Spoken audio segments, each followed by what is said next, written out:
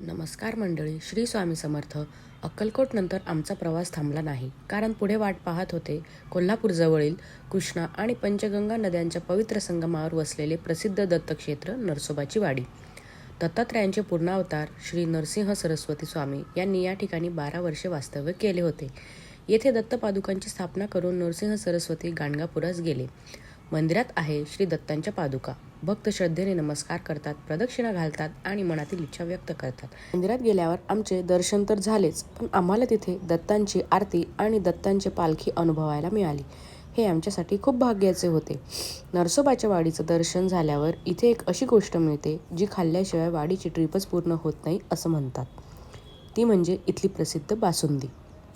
म्हणून नरसोबाच्या वाडीला आलात तर दर्शनाबरोबर ही खास बासुंदी नक्की ट्राय करा. नरसोबाच्या वाडीचा गोड अनुभव इथे संपतो, पण आमची दत्त परिक्रमा अजून संपलेली नाही. श्री स्वामी समर्थ.